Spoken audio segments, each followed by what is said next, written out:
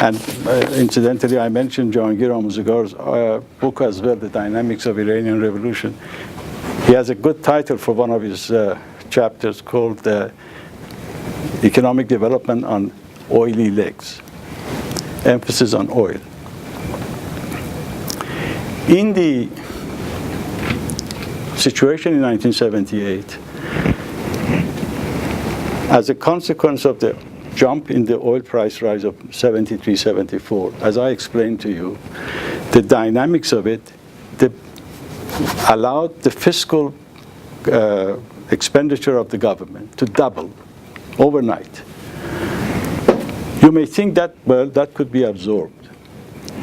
The problem is that once a momentum of 100% increase is experienced by the economy, the next year around, the best you can do is only 50%. And even if you slow down, it's another 40%, because you've started so many things that you cannot leave them unfinished. And if you come to finish them, that means even more expenditure. Ahmadinejad's experience with housing in Iran, we can discuss that if you wish later, but it was exactly the same. You start a lot of things, and then you strain the very deliberatives of the economy. Those bottlenecks which were experienced in Iran, other than inflation, by that I mean the port facilities were congested, we had to pay extra money for so much, for the ships to be maintained. I mean, you've heard all the stories. And then we had to bring in the labor force was short, we had to bring in drivers from the Philippines, and the list goes on. You had breakup of the infrastructure, delivery of electricity was interrupted, electricity of water was interrupted, not to mention a number of the basic goods, which were also in short supply. But why the impact so much in the case of Iran, other than the economics of it that I mentioned to you? Well, with the benefit of hindsight, I think it showed the failure of the state. The state at the time had promised so much that every man and woman in Iran, as a citizen, is entitled to his share of oil, money. We provide you through infrastructure investments, yes, but also eventually on your tables. Whatever we are short of, as one of our ministers inappropriately, in my view, said, there is no problem in Iran that money cannot solve. Well, there were problems in Iran that money couldn't solve, and major ones. Who said this? Can you call? No, I will not. Sorry. And you go on with a number of tests, so to speak, on a daily basis that the Shah had promised something and had not been delivered. And the failure of the state meant that it could not deliver what we had promised. And you often read, as I'm sure you're quite familiar with, about inflationary expectations. Expectations of the societies mean a lot and matter a lot. You promise them that you are entitled to a Paycon car. If it's delivered 1 week late, you blame the Shah. If you promise that every Iranian should have school books in time, when it's late, you blame the Shah. So you increase the expectations. And they said, this is my share of oil. And why can they say that? Because the oil belongs to the state and belongs to the nation. In the Islamic jargon today, it's the Baitul Mal. It's the wealth of the community. Therefore, they are entitled to it. There are two ways of delivering that oil money. You either go through a productive process, therefore you have to go into infrastructure, you build up the industries, you create jobs, and then through those jobs, you get your entitlement to the oil money. The second one, of course, is direct delivery. You bring in the goods, you don't create employment, you don't create infrastructure, and you deliver the goods. A lot of what happened under the previous administration in Iran were in fact direct deliveries from China, elsewhere. You just bring in the consumer goods.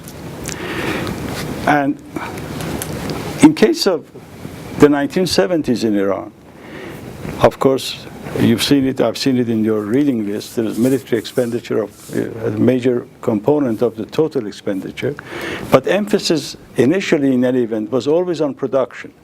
You may fault Iran's industrialization policy because import substitution is not necessarily the answer to everything. But what has been the experience of other countries who were successful? What they call the alternative is export promotion.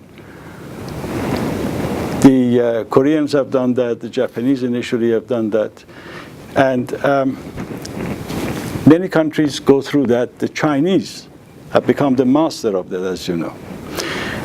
But having done that, again, the time comes when you have to slow down the whole economy. It cannot sustain that level. Or if you are on export promotion, the rest of the world cannot sustain that amount of absorption. In import substitution, again, you have the problem that if you start, then it has to be capital intensive by nature. Otherwise, you will be producing carpets and maybe training some Persian cats for the rest of your lives. As soon as you come into some kind of a technology, it's given. Technology is embedded. You cannot just borrow technology and then make the machines with it. You have to bring in the machines in which the technology is embedded. And with that in mind, therefore, by definition, you have that kind of a approach. And it so happened that import substitution was a natural extension of the state of our economy. And I mentioned this in my book for those of you who can read Persian, is that in 1958, we had a major boom which led to a balance of payments crisis in Iran. And for the first time, I got to know the name of International Monetary Fund, where I spent most of my life, professional life anyway, under an IMF program in 1960, which was the first act of Central Bank of Iran in implementing the stabilization policy. It had to cut down on imports. So it paved the way over a 2-year period for new industries based on those restrictions to start. And within the next minute, I will complete my, introductory remarks in saying that the continuity of oil money in our economies is a major determinant of what happens to our economies.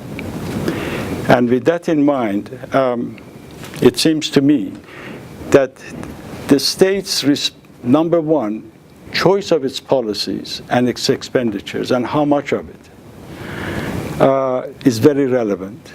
Why these countries do not have the luxury of Norway is the difference between an industrialized country and a developing country.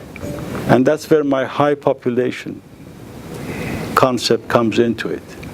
When you have a high population and you are developing, that means every member of that society has a claim on that oil money and wants it now.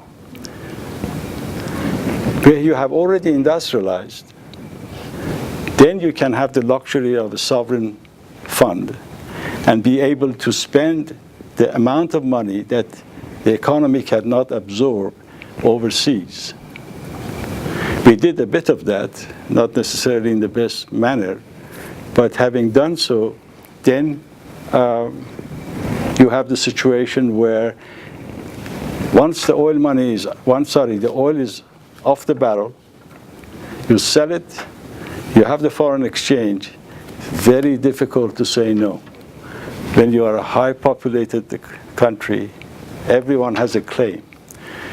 You have promised, as Mr. Ahmadinejad had done, in every province you go, with every visit, people are short of houses, people are short of schools, people are short of this or that, or you subsidize.